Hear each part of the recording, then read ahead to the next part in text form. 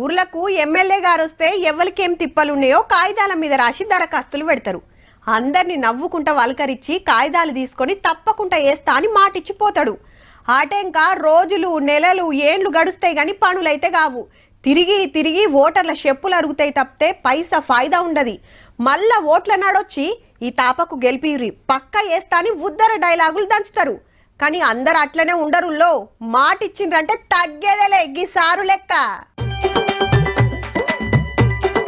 ఏ జర size sorry speech ఇస్తుంటే నువ్వేందన్నా కత్తెర పట్టుకొని టిక్క కట్ చేయబడుతుంది జర అవుతేమాయే అంటున్నారా?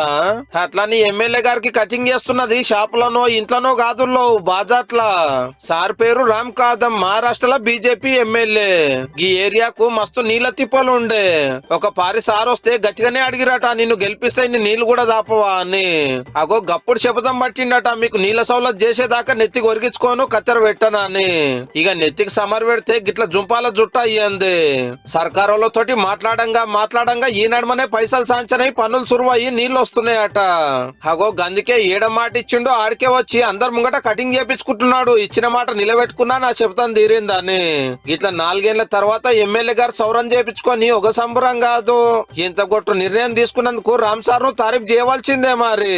కానీ మా ఊరికి రోడ్డు లేదు, మాకు బడి లేదు, మా పంటకు నీళ్ళు లేవు, అది లేదు ఇది లేదని అందరు తలా ఒకటి చెప్తే ఇట్లనే శబ్దాలు చేసుకుంటా పోతు అంటే నెత్తెంటికలు మరి లెక్క కాగల జర చూసుకో సారు.